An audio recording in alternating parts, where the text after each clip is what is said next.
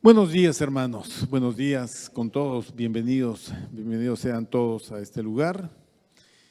Vamos a pasar a la meditación de la palabra del Señor. Y en esta oportunidad vamos a leer una porción que está en el Evangelio de Juan. Vamos a buscar Juan, capítulo 2 del Evangelio de Juan.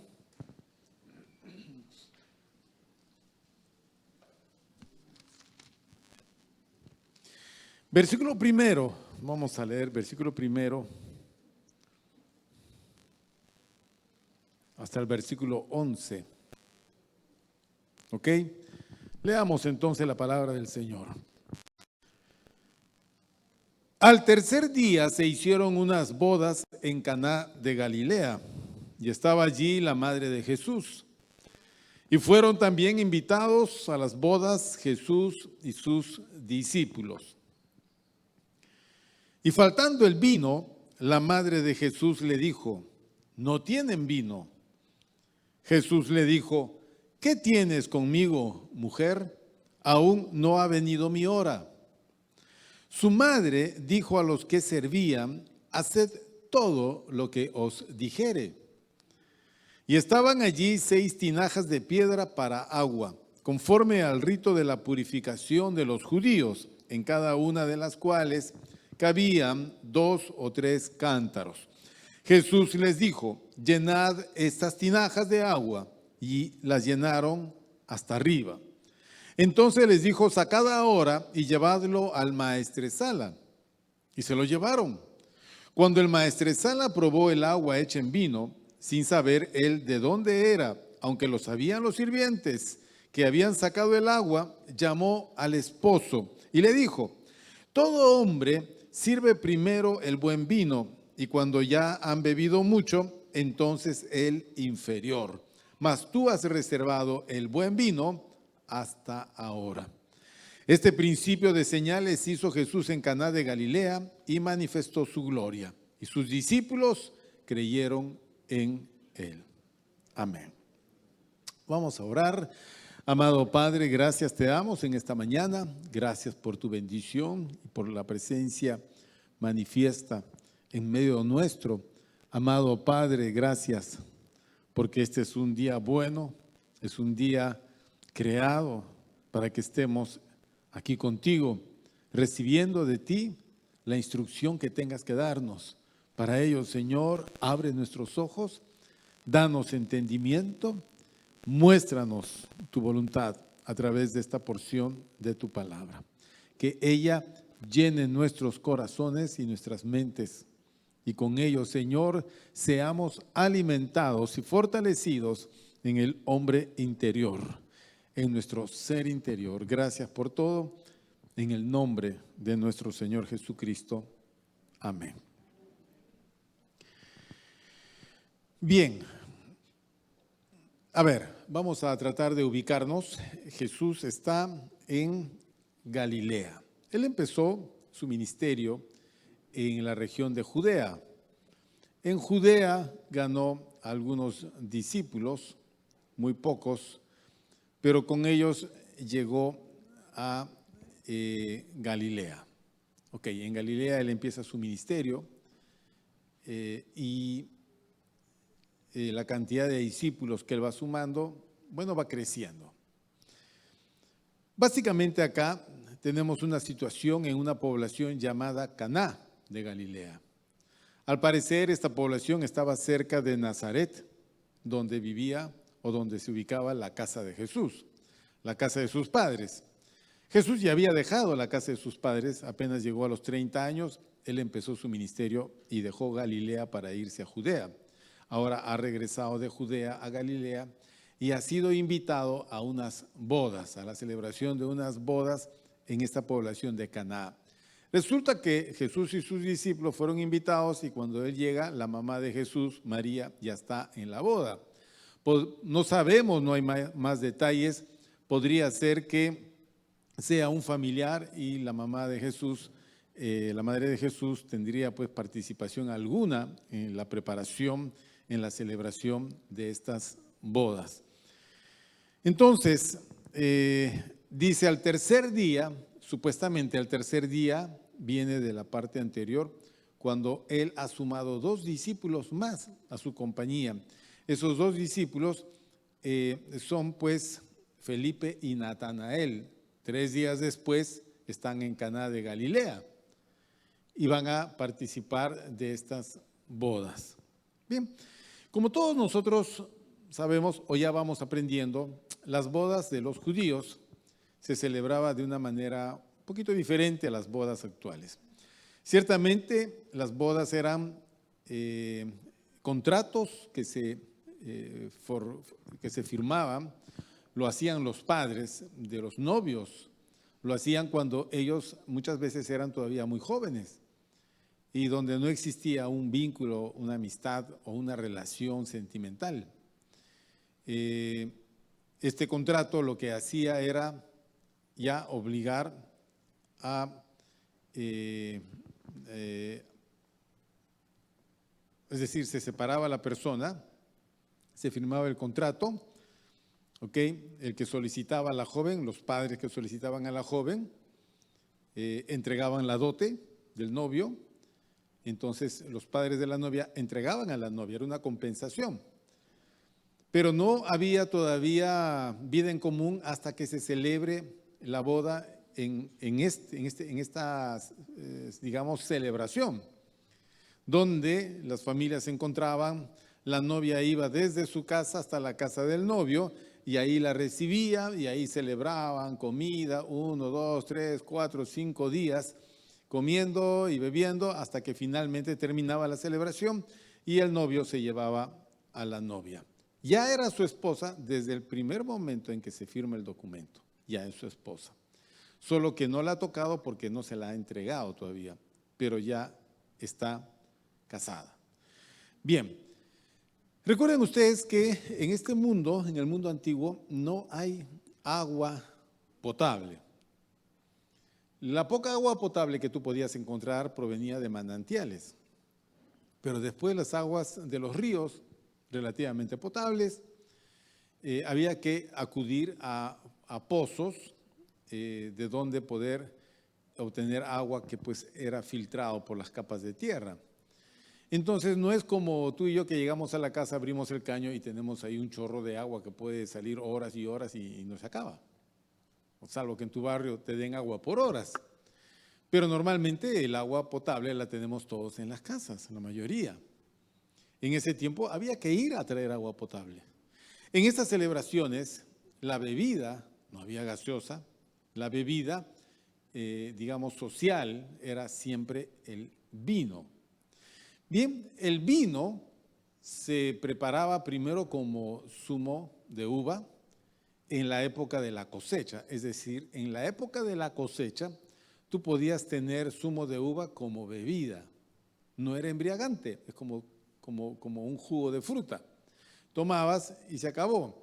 Pero cuando terminaba el tiempo de la cosecha, entonces el zumo de uva tenía que guardarse en recipientes donde ya por el tiempo se fermentaba.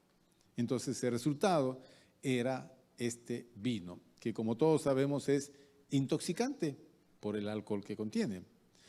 De tal manera que en el tiempo de los judíos lo que hacían era mezclar el vino con agua para bajarle la cantidad de alcohol. ¿Por qué?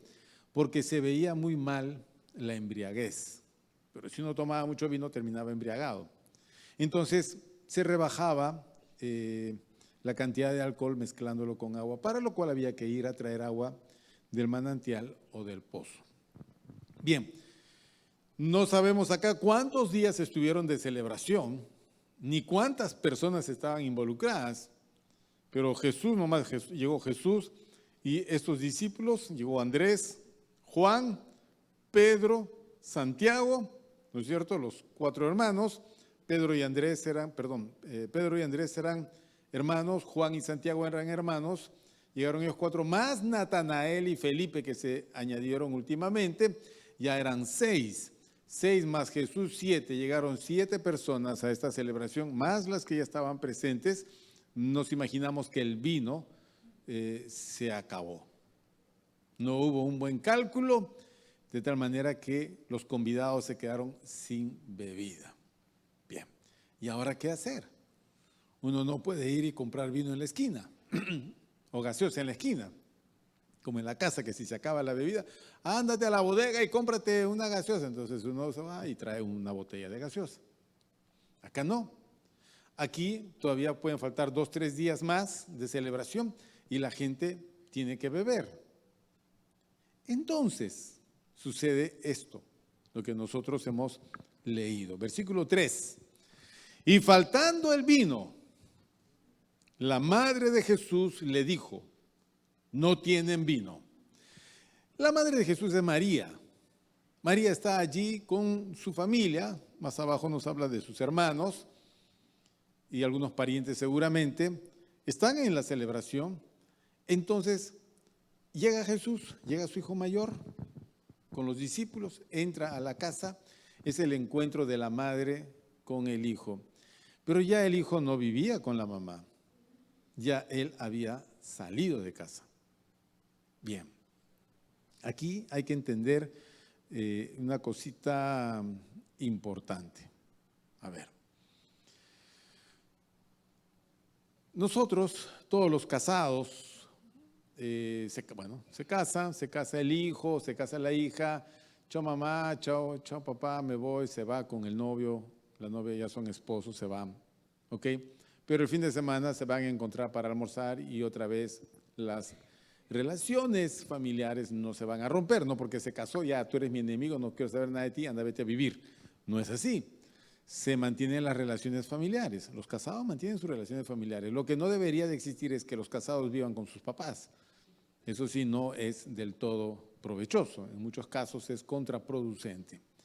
Bien, pero en el caso de Jesús, Jesús dejó la casa no porque se casó. ¿Ok? Jesús dejó la casa porque él inicia una labor especial que se llama ministerio, su ministerio. ¿Qué significa? Que Jesús va a empezar a ejercer la labor de maestro. Él va a ser un maestro, se dice, itinerante, es un maestro que viaja. No es el maestro de la sinagoga que pertenece a este pueblo, aquí vivo en este pueblo y trabajo en esta sinagoga sirviendo al Señor, ¿no? Como maestro, no.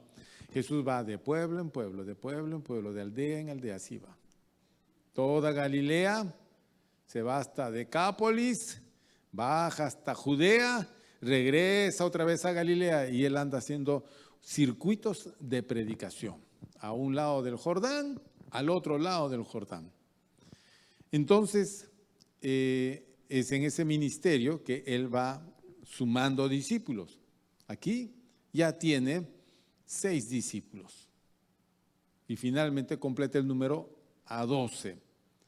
Pero aparte hay otros discípulos más que lo siguen, son como 70 en total. Y aparte hay mujeres que también son discípulas que lo siguen. Pero Jesús llama solamente a 12 para estar con él. Con esos 12 va por aquí, con esos 12 va por allá, sube, baja y etcétera. Y uno se pregunta, ¿y su casa? Él ya no fue a su casa. Él dejó a su madre y a sus hermanos.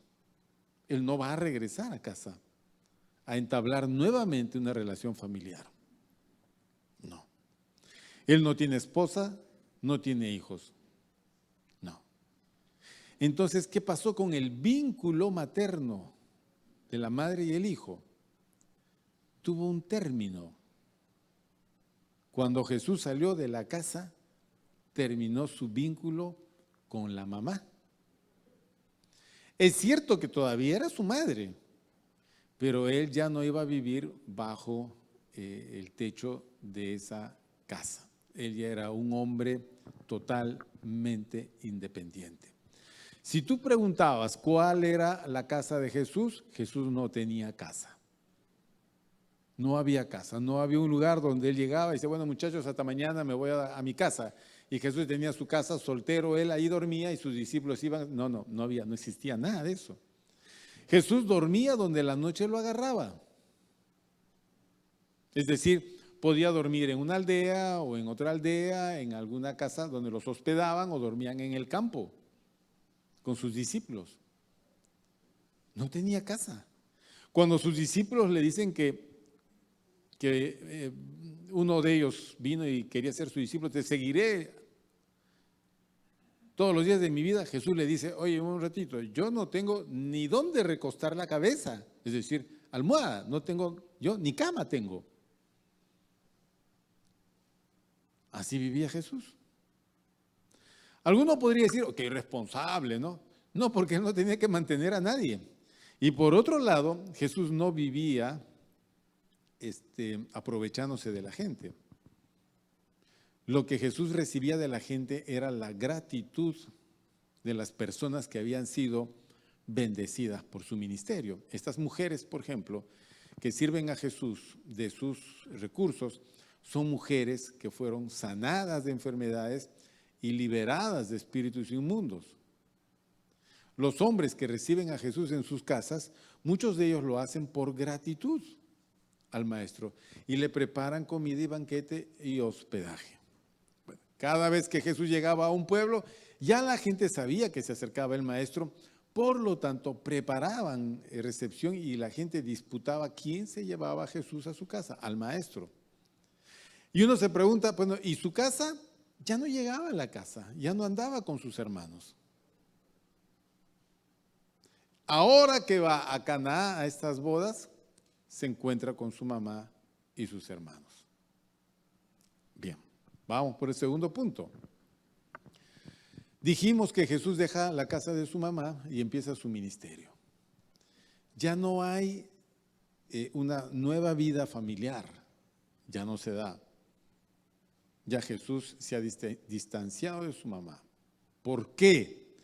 Porque el ministerio de Jesús lo va a llevar ¿hasta dónde? Interesante. ¿Hasta dónde? Genial. ¿En qué va a terminar Jesús, hermanos?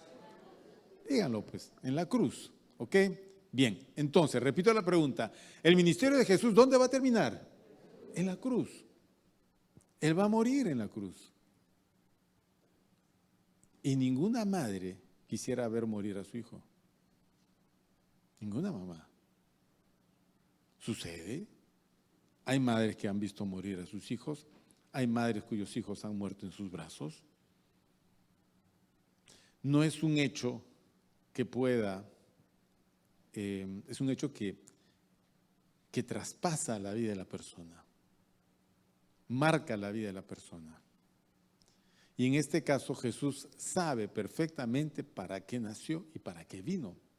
Él vino para morir en la cruz. La pregunta es, ¿lo sabe su mamá o no lo sabe? Sí lo sabe. Lo sabe perfectamente. Entonces, cuando Jesús se separa de su mamá, lo que él hace es mantener esa distancia para evitar que el lazo afectivo siga siendo muy sólido. La madre nunca va a dejar de amar a su hijo, nunca. Pero ya Jesús marcó la distancia de tal manera que cuando se encuentran uno lee cosas como esas que todavía lo puede calificar como muy duro. Por ejemplo, vamos a leer nuevamente, versículo 1, al tercer día se hicieron unas bodas de Caná de Galilea, no nos dicen quién se casaba. Y estaba allí la madre de Jesús, posiblemente conocidos de ella. Y fueron también invitados a las bodas Jesús y sus discípulos. Bien, ellos están allí, hubo el encuentro familiar, y faltando el vino, la madre de Jesús le dijo, la madre se acerca, Juan capítulo 2, versículo 1 y 2, que la madre se acerca y le dice al hijo, hijo, no tienen vino. ¿Por qué le dice eso? ¿Que Jesús tenía un negocio de vino por ahí? ¿Ah? ¿Que Jesús tenía un guardado de vino en la casa? ¿Por qué le dice? Cuando uno lee la Biblia, tiene que mirar, leer, preguntarse, ¿y por qué dice acá? ¿Y por qué es esto? ¿Y por qué es el otro? Es como los niños que dicen, papá, ¿y por qué anda esto? Y papá, ¿qué es eso? Y papá, ¿por qué funciona aquí? Y papá, ¿qué es eso? Si no preguntas, no sabes. La Biblia es un libro que uno tiene que leer y escudriñar.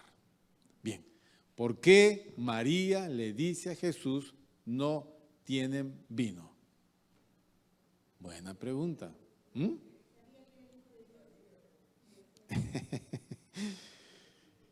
Yo no sé. Puede que sí. Entonces vamos por ahí. ¿María sabía que Jesús era el Hijo de Dios? ¿Cómo así? ¿Qué ángel? ¿Cuál de los ángeles? Gabriel. ¿Qué pasa con Gabriel? Chismoso, ¿no? Fue a contarle. Porque en la anunciación de María, el ángel Gabriel le dice que ella va a quedar encinta sin conocer varón por una obra del Espíritu Santo, y en el vientre se va a encarnar Dios, hecho hombre. Su nombre será Jesús.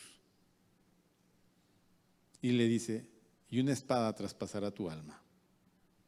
María sabía perfectamente que Jesús iba a morir en la cruz. Jesús lo había anunciado, lo había enseñado, lo había dicho.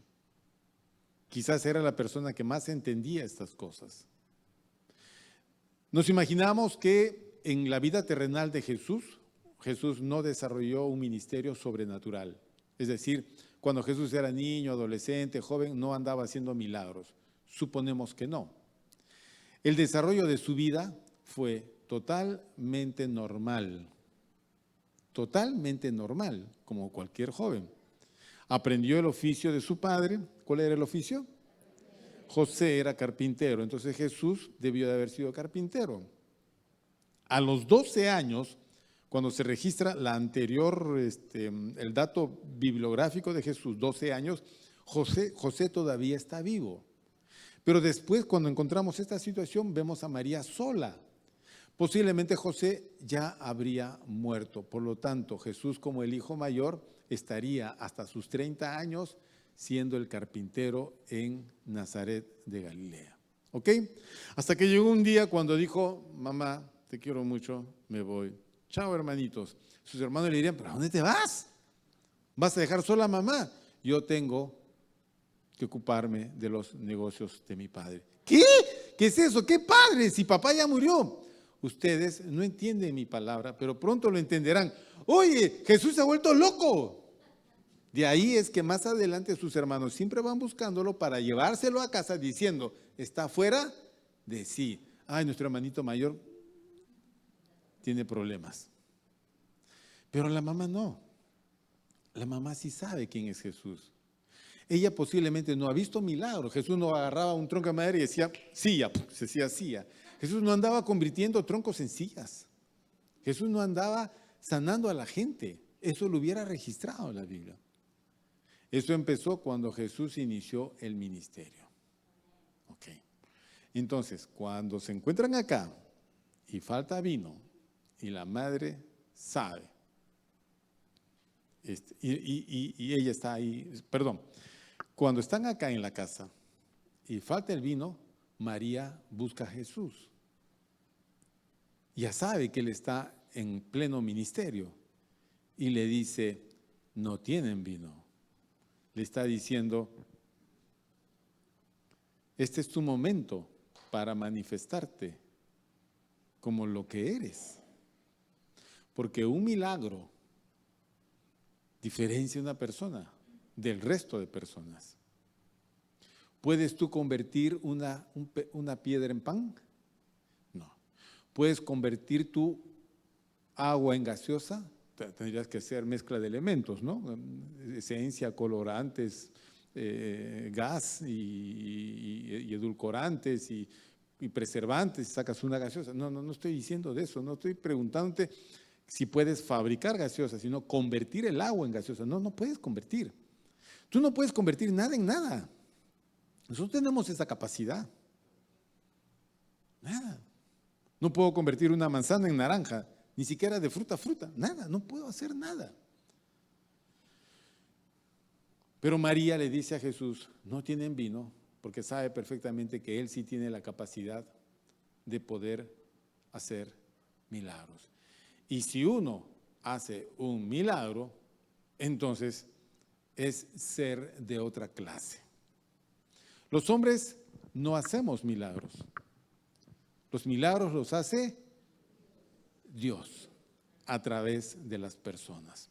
Entonces, a uno le dio don de milagros, de hacer milagros, al otro le dio dones de sanidades, y al otro discernimiento de espíritus, y al otro lenguas, y al otro interpretación, y a este profecía, y al de allá palabra de ciencia, al de acá palabra de sabiduría, o les dio varios. Entonces, una persona empieza a tener capacidades sobrenaturales, todas ellas otorgadas por el Espíritu Santo. Naturalmente, no puede hacer nada. Como decíamos en el primer turno, ni siquiera sabe sacar la raíz cuadrada de un número. Ni siquiera puede multiplicar, necesita su teléfono. ¿Cuánto es? A ver, no miren el teléfono. ¿Cuánto es 35 por 35? Jalaos. No podemos, porque dependemos de las cosas. Bueno, alguno de repente, tanto, pastor. Ya está, genial. Pero es una capacidad intelectual que lo podrías desarrollar. Pero de ahí, capacidad sobrenatural, no tenemos. La sobrenaturalidad depende exclusivamente de Dios. Si algo sobrenatural va a suceder, es Dios en acción. Los hombres no podemos.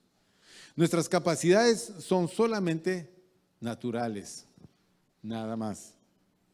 Fuera de lo natural, no me pidas cosas extraordinarias, hermano. Nada más. Pero si Dios decide obrar sobrenaturalmente, normalmente Dios va a buscar una persona, ¿ok? Una persona que crea en Él. En el caso de Jesús, Jesús es enviado por Dios. Y a través de Jesús, hombre, Dios va a canalizar toda su plenitud. Toda su plenitud. Jesús es Dios hecho hombre. Bien, pero no va a ser un Dios griego, ¿no es cierto? Derrumbando paredes, matando por acá, Él no va a ser Apolo, no, esas mitologías. No, Jesús no viene a hacer eso. Cuando tú ves a Jesús, Él es un hombre común y corriente. Es el hijo del carpintero. ¿Ok? Toda su vida habló, dijo e hizo las cosas como todos hacen. Cuando Él empezó a manifestar su conocimiento sobrenatural de las cosas y su poder, la gente decía, ¿de dónde tiene estas cosas? ¿Y de dónde la sabiduría con que habla? ¿Acaso no está con nosotros su madre y sus hermanos? ¿Acaso no ha vivido con nosotros? Te das cuenta que Jesús era un canal perfecto para que Dios obre a través de él. Jesús tenía en sí mismo todo el poder de hacer las cosas, no hizo nada. Él vino para ser un canal. El que va a hacer las cosas es el Padre a través del Hijo. El Hijo se sujeta perfectamente al Padre. Nadie lo mueve. Todo es voluntad del Padre. Entonces va a llegar un momento cuando Jesús va a morir en la cruz. Ese es el momento de su hora, su glorificación. Porque cuando Él muere, resucita y asciende a los cielos para ser Rey de Reyes y Señor de Señores. ¿Ok? Se le añade un nuevo título al Hijo de Dios. Rey de Reyes, Señor de Señores. El Rey de muchos reyes y el Señor de muchos señores. Esos reyes y señores son los creyentes que reinarán y señorearán con Él por la eternidad, siendo Él el primero. Pero mientras tanto, es un hombre que llegó a una celebración de bodas y cuya madre que lo encontró y se alegró, a la hora de faltar el vino, le dice, no tienen vino. Entonces Jesús le dice así, ¿qué tienes? Versículo 4, Jesús le dijo, ¿qué tienes conmigo, mujer? No le dice, mamá, ¿por qué me pides esas cositas? Ya no le dice. El trato acá no es muy duro. Alguno puede decir, ay, qué malcriado, ¿cómo le llama a su mujer, a su mamá mujer? Nadie llega a su casa y le dice a su mamá, mujer, sírveme de comer. O cuando le dice, ¿y dónde vas? ¿Tú qué tienes que ver conmigo, mujer? Tampoco, nadie responde a su mamá así. Mamita, ya llegué. Pasa, mijito. Viejo de 40 años. pero es su hijo, pues, y ella es su mamá. El lazo no se ha roto, no se va a romper nunca. Pero acá Jesús sí está rompiendo un lazo, porque sabe lo que le espera a María cuando Jesús muera. Entonces, esta forma de responder del versículo 4, mis queridos hermanos, se denomina expresión idiomática. Es una forma particular de decir algo. Nosotros tenemos, los peruanos, expresiones idiomáticas que otros países no tienen y no entienden. A veces sí, a veces no. Por ejemplo, un día estábamos en una reunión de pastores y había un pastor chileno, muy buena gente, un pastor chileno, no lo veo hace un montón de años, pero que él vive en Francia, ¿ok? Pastorea en Francia. Y estaba sentado con nosotros, entonces un pastor estaba hablando y otro le dice, ¿pero cuál es la pregunta de cajón ahí? Entonces el chileno voltea y dice, ¿de cajón? ¿Pregunta de cajón? Cualquiera diría, hay un cajón con preguntas acá. Esa es una expresión idiomática. Entonces el otro le explica así, es la pregunta obvia, es la pregunta obligada, es la pregunta de... la pregunta de... Ya, entonces ya entendió lo que significaba la pregunta de cajón. Expresión idiomática. Esto de acá, ¿qué tienes conmigo, mujer? ¿Aún no ha llegado mi hora? Es una forma de decir particular de ellos, mi hora, para ser glorificado y para que todos me conozcan como me deben de conocer, no ha llegado todavía. No ha llegado. Él está en una etapa de ministerio. Eso es como cuando, por ejemplo, los judíos le dicen a Jesús, a ver, si eres hijo de Dios, haz una señal y nosotros creemos. Jesús hizo muchísimas señales, pero ellos le están pidiendo una ahorita. A ver, haz ahorita una señal y nosotros creemos. Jesús le dijo, señal no les será dada. A esta generación perversa e incrédula no les voy a dar una señal, sino la señal del profeta Jonás. Bueno, otra cosa. O cuando el diablo le dijo, verás que estas piedras se conviertan en pan. Jesús dijo, no solo de pan vivirá el hombre.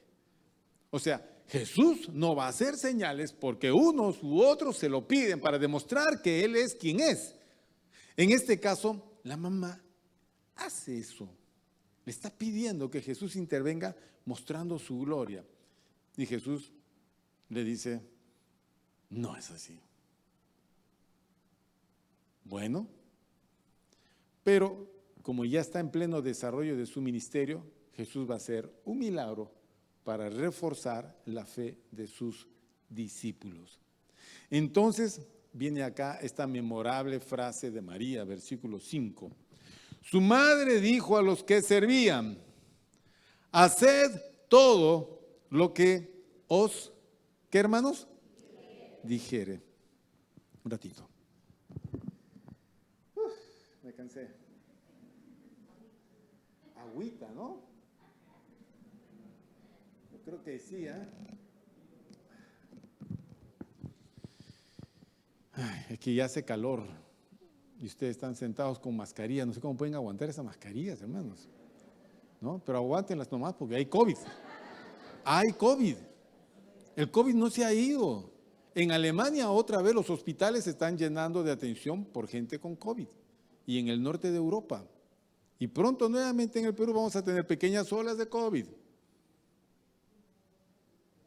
Hay que ponerse mascarilla cuando estás en un lugar cerrado. Solo el pastor está exento de eso. Ni modo, pues. Ya, ¿en qué estamos? Dígame, ¿en qué estamos? En el versículo 5. Su madre dijo a los que servían, haced todo lo que os dijere. Muy bien. Entonces, aquí viene el milagro de la conversión del agua en vino. Pero para eso se necesita esta situación. ¿Cuál? Tener agua. Vamos a convertir agua. ¿Pero dónde está el agua? Aquí no hay agua. Vamos a convertir agua en vino. Bien, lo primero que tenemos que hacer es, traigan agua. ¿No es cierto? Claro. Por eso que María le dice a los siervos de la casa, hagan todo lo que Él les dijere. Bien, aquí empieza este principio. ¿Cuál es el principio? Exactamente. Si tú quieres ver un milagro de Dios, o sea, un milagro no es así. No es como cuando uno camina y ¡pah! Cae un rayo por allá. Es un milagro, ¿no? No. Dios no anda soltando así chispas de milagro a donde caigan. A ver si le cayó a uno que lo beneficie. No es así. Los milagros de Dios siempre vienen en un momento específico con un propósito específico.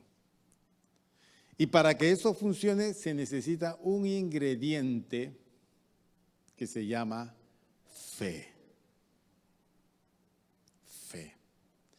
Y la mayoría de nosotros, comenzando desde Joan que está acá y terminando en ¿cómo se llama el que está afuera? Víctor, distraído con su celular cuando debería estar vigilando la puerta, ¿ya? Normalmente todos somos gente de poca fe, pequeña fe y muchos casi ninguna fe. Por eso no vemos milagros, porque el milagro se canaliza allí donde la gente cree. Tú me vas a decir, ¿y cómo sabe usted que no creemos, pastor? Porque sencillamente no obedecen. Aquí yo le he dado consejo a mucha gente y no ha obedecido. Entonces yo digo, su problema de desobediencia evidencia su falta de fe. ¿Para qué me buscas si no vas a obedecer? ¿Para qué me buscas? Si tú haces esto, a ver, voy a ir donde el pastor. Si me conviene, obedezco. Si no, lo despacho. No vengas a mi oficina. Si esa es tu actitud, tu decisión, tu intención, no me hagas perder el tiempo. No. Nadie va al médico a decirle, a ver, doctor, convénzame de mi enfermedad. Señor, usted está grave. Me voy a otro doctor. Nadie que va a un médico así logra curarse de nada. Nadie. Segundo, los consejos no solamente son dados en la oficina, son dados cada jueves y cada domingo durante estos 33 años que se ha predicado el Evangelio en esta iglesia a través de cada enseñanza que se ha dado, y la gente que ha escuchado, muchos de ellos han desechado la enseñanza y han actuado en contra de ella, mostrando su desobediencia. Por tanto, fueron gente que no tenían fe. Hay hermanos de esta iglesia que no quieren venir al culto y se quedan en sus casas. La razón que quieran, la razón que argumenten, ninguna razón le da la razón. Porque como dice la Biblia, sea Dios veraz y todo hombre mentiroso. Nunca tu razón va a prevalecer sobre la razón de Dios. Porque la Biblia dice, no dejéis de congregaros como algunos tienen por costumbre. Y como ese consejo, un montón pues, y todo eso se enseña, pero no se obedece. Por lo tanto, evidencia que no hay fe. Evidencia de fe es obedecer. Claro. ¿No me creen? ¿Sí me creen? No me creen. No me creen. Se acabó, no me creen. Les voy a decir esta historia. Jesús está con sus discípulos, ¿ok? Y viene uno y le dice que el siervo de este centurión está enfermo y ruega que Jesús vaya a sanarlo. ¿Conocen la historia? Igual se la voy a contar. Entonces Jesús está yendo y cuando ya está cerca de la casa, el centurión le manda, ay nomás hermano, muchas gracias, le manda otro mensajero que le dice así, que ya no es necesario que entre, solo tiene que decir la palabra y su siervo sanará. Extraño. ¿El argumento de eso cuál es? Lo que el centurión dice: yo soy un hombre que está bajo autoridad y tengo gente que está bajo autoridad. Cuando yo le digo a uno, anda, ve, él va. Y cuando le digo, ven, él viene. Así que solamente, maestro, tienes que decir la palabra y mi siervo sanará. Cuando Jesús escuchó ese argumento, se maravilló de la fe del centurión. Pero el centurión solo expresó una situación de obediencia, pero fe es obediencia. Entonces, Jesús solo dijo la palabra a la distancia. No necesita llegar hasta donde está la persona para decirle en sus orejitas, sé sano. Él solo puede decirlo y aún solo pensarlo acá, a 1000 kilómetros puede suceder el milagro. Fe es obediencia. Y aquí María les está diciendo a los siervos, prácticamente entre líneas esto: vamos a ver un milagro, hagan todo lo que Él les diga. ¿Quieres ver un milagro? Haz todo lo que Dios te dice. Haz todo lo que Dios te dice. Y vas a ver muchos milagros en tu vida. Pequeños, medianos y grandes. Los que sean necesarios para mostrarte que Dios tiene cuidado de ti. Porque prácticamente cada día nuestro es un milagro. Es un milagro. Es un milagro. Que estés sentado allí es un milagro para mí. Es un milagro para mí. Y espero que ese milagro continúe por unos 50 años más, o 60 años más, o 70 años más, o 80 años más, los años que sean necesarios. Porque fe es obediencia, obediencia hoy y obediencia todos los días, durante todos los días de nuestra vida, para que Dios siga mostrando sus milagros. Muy bien, así que allí había, dice, 6 tinajas de piedra, ¿ya? 6 tinajas de piedra para agua, versículo 6, conforme al rito de la purificación de los judíos, y en cada una de las cuales cabían 2 o 3 cántaros. Muy bien. ¿Qué tenemos nosotros? Que en estos recintos, en esta casa, posiblemente, la purificación, ritos de la purificación, significa que los judíos tenían muchos ritos de purificación. ¿Cuáles eran? Los lavamientos. Cuando un judío llegaba a su casa, venía el siervo con agua y lavaba sus manos y lavaba sus pies. Eso significaba que él, si tocó algo de algún pecador, el pecado era lavado. Y si pisó los pecados de alguien, sus pecados eran lavados. Por supuesto que eso no funciona así. Eso no funciona así.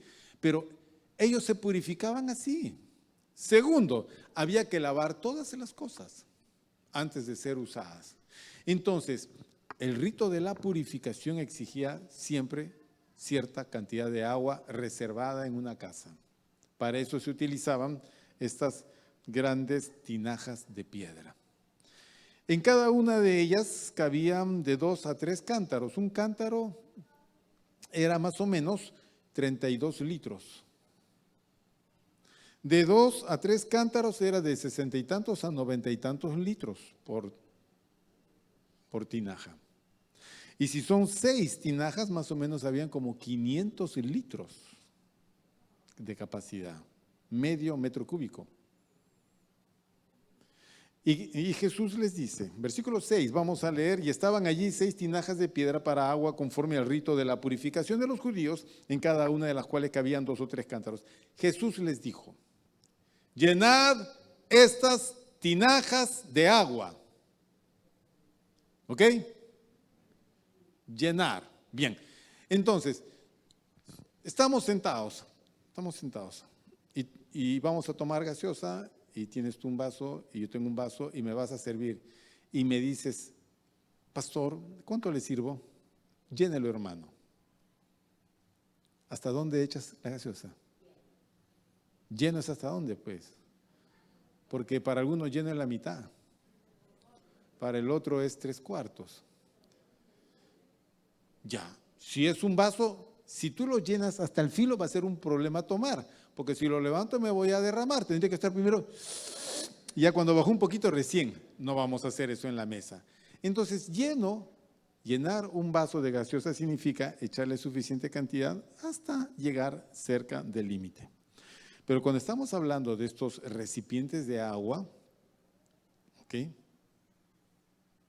Y Jesús dijo, llenad estas tinajas. Entonces lo que hicieron los siervos fue obedecer y las llenaron hasta arriba, plenamente. Miren, qué detalles.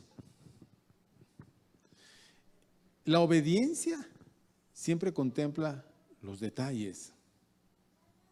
Los detalles. En la historia del rey Saúl, el fracaso de Saúl fueron los detalles, la falta de obediencia a los detalles que Samuel le dijo.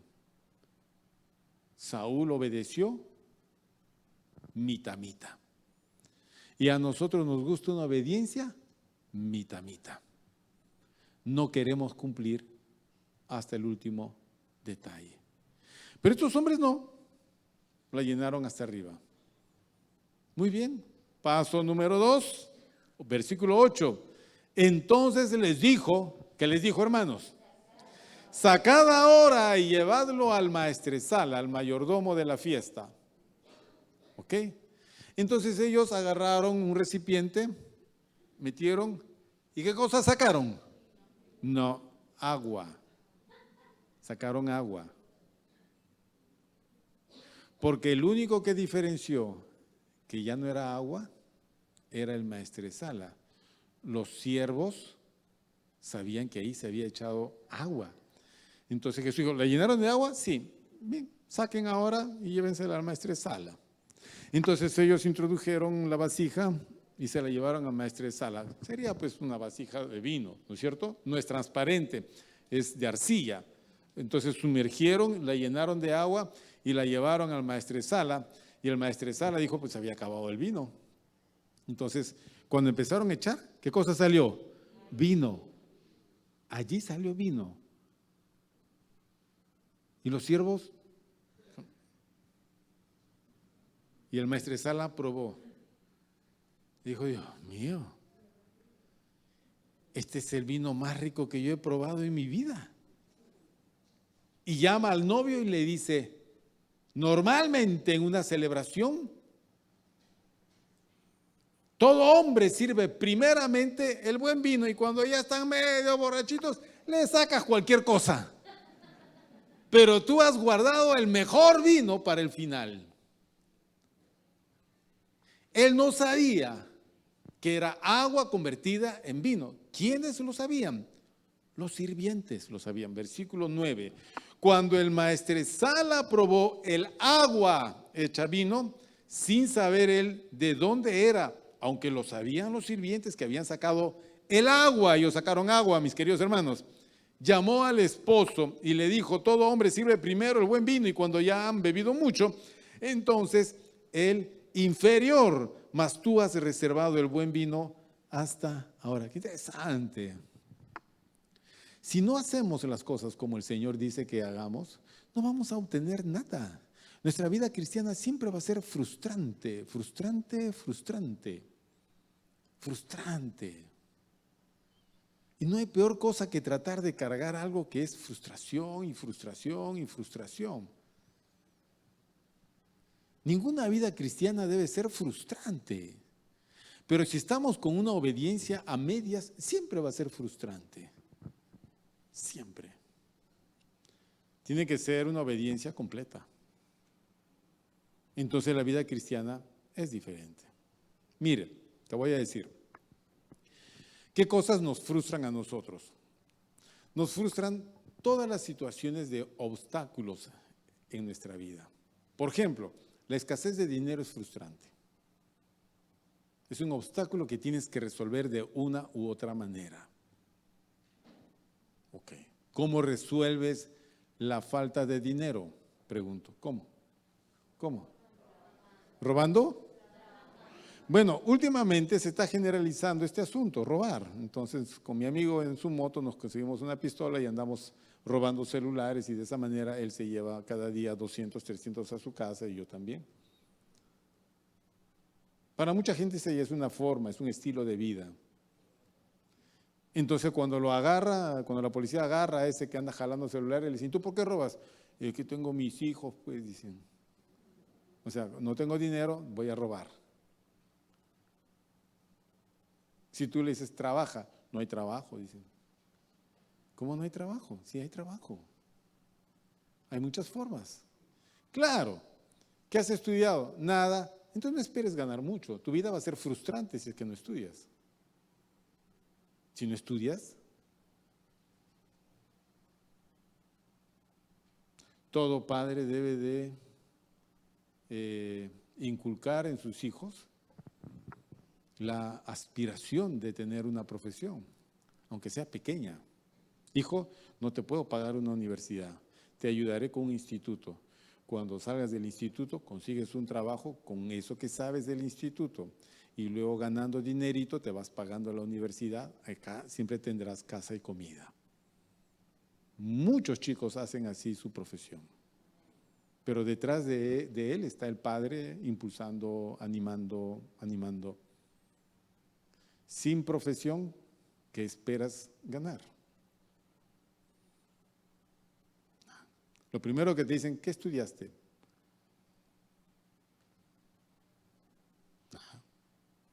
Pero puedo hacer esto, puedo hacer el otro. Bueno, sí, hay gente que ha desarrollado habilidades, ¿no? Bien dice el dicho que la práctica hace al artesano. Hay muchos buenos carpinteros, excelentes carpinteros que nunca pasaron por un instituto de carpintería. Lo que tuvieron fue un gran maestro carpintero. Entonces aprendió perfectamente la carpintería. Perfecto, está bien. Entonces le preguntan, ¿y tú? Yo soy carpintero, señor. Tengo 15 años, tengo 20 años de ser carpintero. ¿Y dónde has trabajado? Yo he trabajado aquí, he trabajado acá. Entonces este hombre se ha labrado una ocupación, que para carpintería deben haber institutos tecnológicos, pero que la mayoría de carpinteros no estudian eso. Pero después, las profesiones exigen estudio. Bien, no tienes, no puedes trabajar, no tendrás dinero, tendrás muchas necesidades. Qué frustrante, ¿no? Y más si nosotros tenemos grandes aspiraciones de comodidades. Sin dinero, ¿qué comodidad puedes darte? Dime tú. ¿Qué comodidad? ¿Podrás comprar ahora en Navidad regalos para todos? ¿Podrás preparar una cena navideña? Por lo menos renovar el arbolito, comprar lucecitas.